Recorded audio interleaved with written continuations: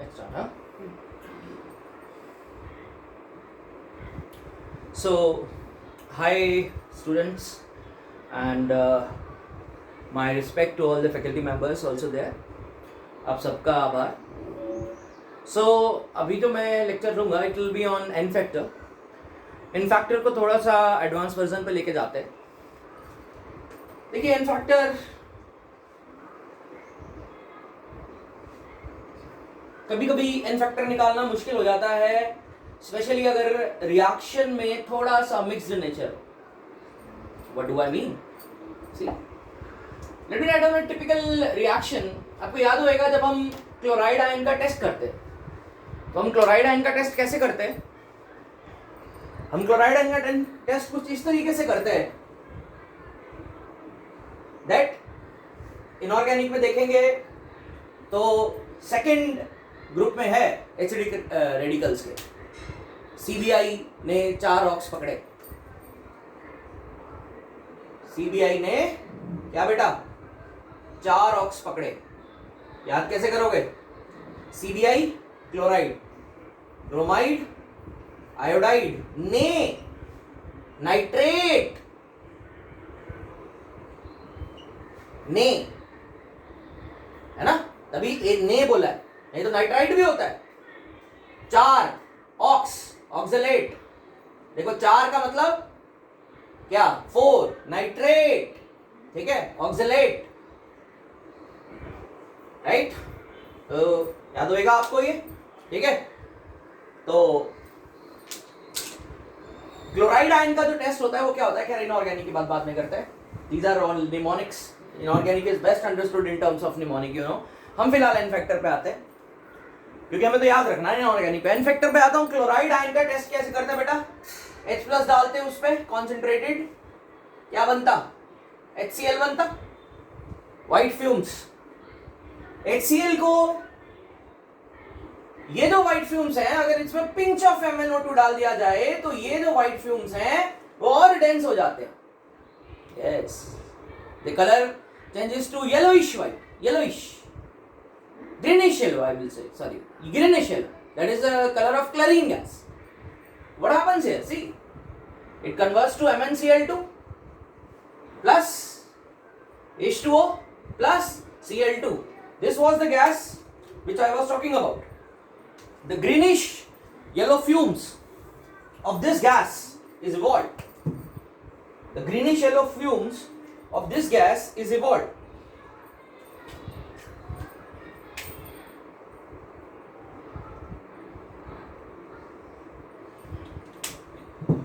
Okay, so tell me, इसका इधर अगर मैं आपसे ये पूछूं कि what is the infector of this fellow, what is the infector of HCl, तो एक यूजुअल आंसर बच्चे का आता है सर HCl एक एसिड है, इन्फेक्टर बन करके खरो ना, हटाओ ना सर. अबे लल्लू लाल, ध्यान रखना पड़ेगा. वो एसिड तो है, पर क्या वो सिर्फ एसिड का काम कर रहे हैं यहाँ?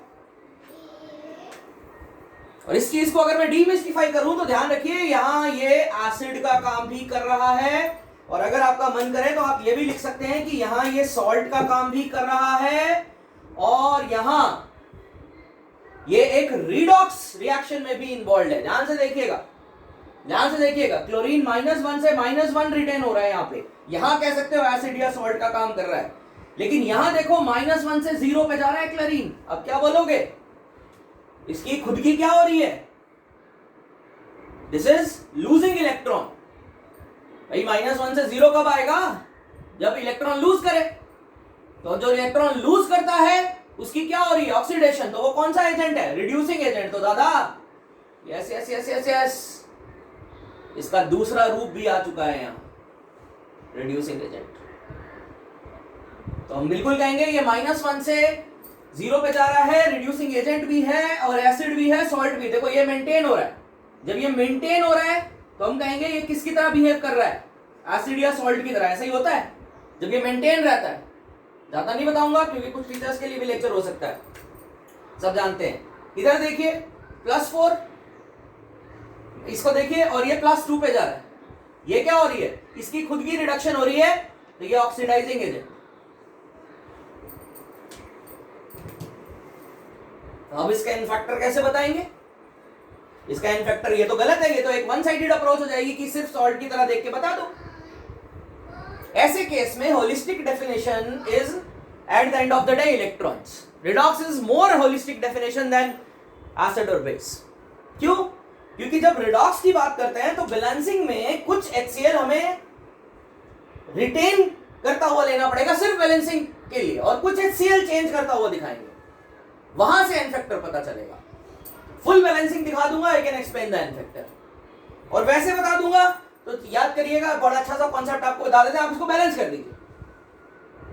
इसको बैलेंस कर देते हैं तो MnCl2Cl2, तो क्योंकि ये चुटकी भर का काम है, हम कर सकते हैं इसको 4 लगाए इधर, ये आएगा 4, यहाँ 2 लगाए। देखिए अब is it balance, check it out, 4H Cl2 balance, Mn balance. Okay, तो आप ध्यान से देखेंगे तो अभी ये बैलेंस्ड हो गया। यस, और एक आपको मैंने सिद्धार्थ कीर्ति कॉन्सेप्ट दिया था, substances react in the inverse ratio of their n factors. तो substances react in the inverse ratio of their n factor के कॉन्सेप्ट से क्या बोल सकते हैं, ये हमेशा ट्रू है, हमेशा ट्रू है, कभी नहीं बदल सकता अगर वो एक दूसरे से रिएक्ट करते हैं, हमेशा true. I will prove it. In factor for HCl divided by in factor for MnO2 हमेशा क्या रहेगा, इसका कोफिशिएंट अपॉन इसका कोफिशिएंट। इसका कोफिशिएंट कितना 1, इसका कोफिशिएंट कितना 4, ये हमेशा ट्रू है। सिद्धार्थ कीर्ति कॉन्सेप्ट, यहां से एन फैक्टर ऑफ HCl आपका वेलकम कर रहा है, आपका इंतजार कर रहा है। तो एन फैक्टर फॉर HCl क्या हो जाएगा, एन फैक्टर फॉर MnO2 देख लीजिए कोई, ये तो आप बिल्कुल टिपिकल रेडॉक्स का क्लासिक एग्जांपल है, +4 से +2 एन फैक्टर है, ये भी 1 एटम है, ये भी 1 एटम है। सिंपल दिख रहा है कि एक Mn+4 2 इलेक्ट्रॉन्स गेन कर रहा है, और तभी वो +2 में जा रहा होगा। तो पूरे MnO2 के बारे में वो बोल सकते हैं ऑक्सीजन का चेंज नहीं कर रहा है, यू कैन क्लैरिफाई इट। तो yes this is 2 and this should be equal to, according to this formula, this should be equal to 1/4, this should be equal to 1/4। Nice. तो यहां से एन फैक्टर ऑफ HCl कितना आ जाएगा, बता दो। N factor of HCl आ जाएगा 2/4। Yes, and don't be surprised, half. N factor can be fraction also, why, ये तो हम डिफाइन कर रहे हैं ना एक्चुअली। और मैं आपको क्लैरिफाई कर दूं, जब इसको फाइनल बैलेंस करोगे ये आ जाएगा 4 मोल HCl is involved with how many mole of electron, 2 mole of electrons, ऐसा आ जाएगा फाइनल बैलेंस करने पे। अभी टाइम नहीं तो कर दूंगा। तो 1 मोल HCl कितने मोल इलेक्ट्रॉन के साथ इन्वॉल्व होगा, 2/4 मोल इलेक्ट्रॉन। तो यहां से क्या आ जाएगा 1/2 मोल इलेक्ट्रॉन्स। तो yes, the n factor will be what, at the end of the day n factor यही होता है कि HCl का 1 मोल, जबरदस्ती 1 मोल कितने मोल इलेक्ट्रॉन के साथ इन्वॉल्व है, जैसे परसेंटेज है, जबरदस्ती 100 में से निकाल दो, चाहे आपके 50 में से 40 मार्क्स आए, परसेंटेज कैसे निकालोगे, जबरदस्ती 100 में से पकड़ के निकाल दोगे। फिक्स किया हुआ है क्योंकि 100, that I always stress on. Fixation, molarity क्या है, फिक्स कर दे 1 लीटर है, 1 लीटर नहीं है, कर फिक्स 1 लीटर। पर ppm क्या है, मिलियन है नहीं है, फिक्स कर दे 1 मिलियन।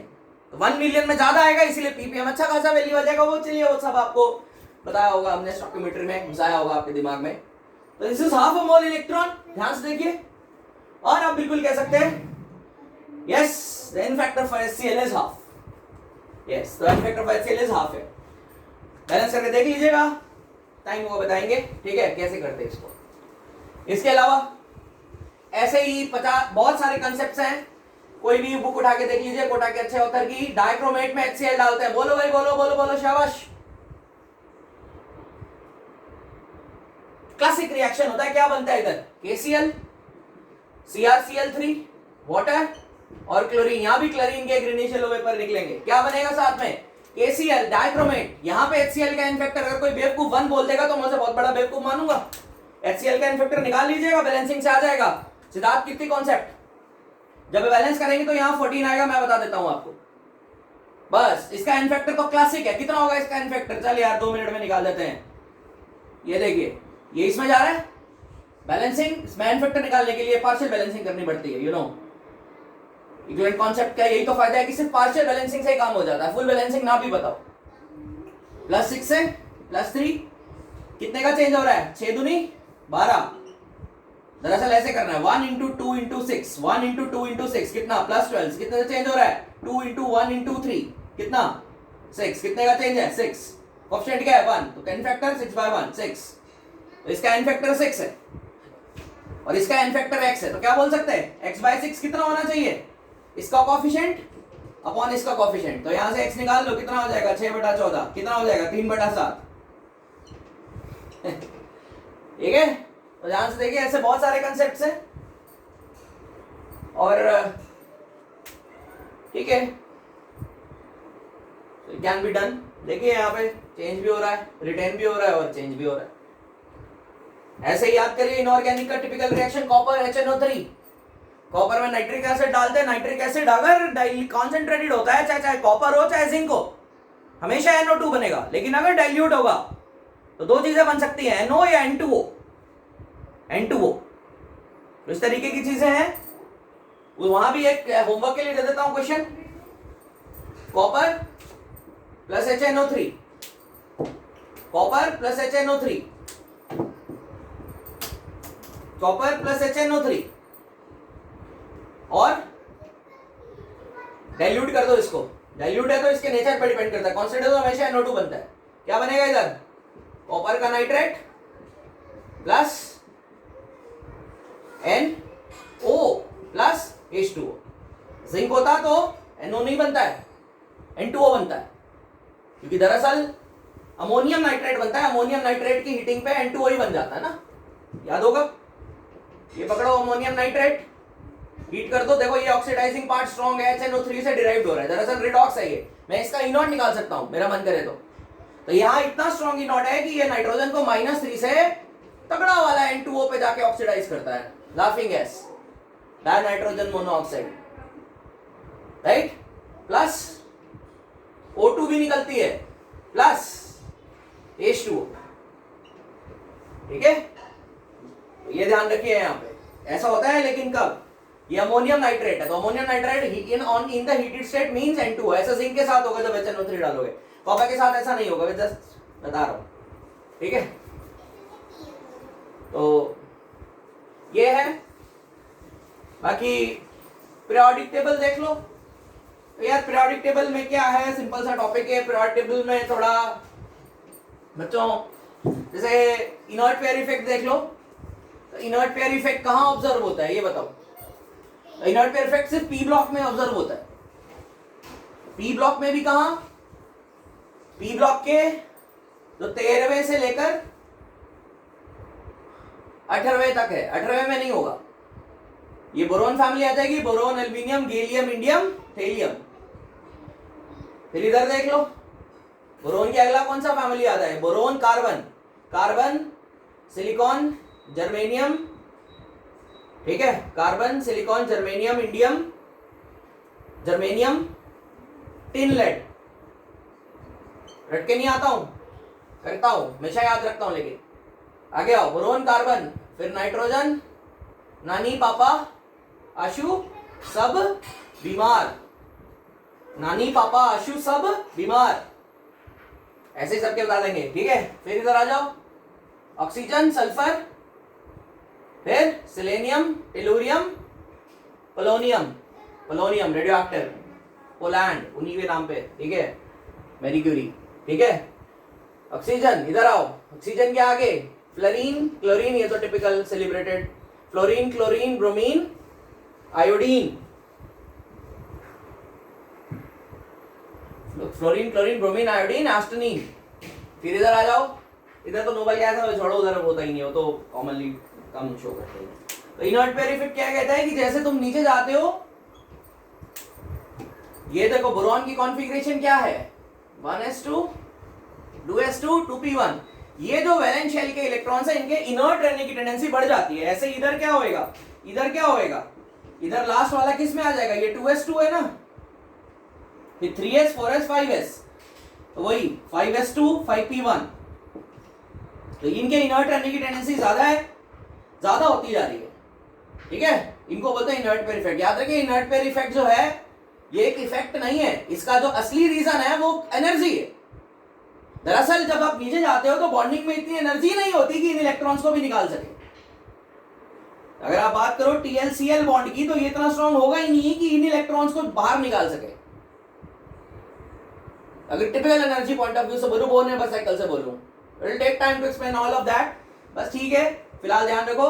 तो बोरॉन जो है दो ऑक्सीडेशन स्टेट पॉसिबल है ना यहाँ से, +3 और +1। तो बोरॉन के लिए +3, बोरॉन के लिए +3, एल्यूमिनियम, गैलियम, थेलियम, और इसके लिए +1 काफी ज्यादा स्टेबल हो जाएगी। अब इसको रिडॉक्स से रिलेट कर दो यहाँ पे, यू कैन रिलेट कि कौन सा रिएक्शन होगा। यहाँ देखो टिपिकली टिन का 2+ और 4+ दोनों पॉसिबल है। इसी तरीके से लेड के लिए 2+, 4+ दोनों पॉसिबल है। लेकिन यहाँ कौन सा ज्यादा स्टेबल होता है? ज्यादा जो टर्नओवर इफेक्ट है जिसको कहते हैं गेम चेंजिंग इफेक्ट, वो यहाँ होता है।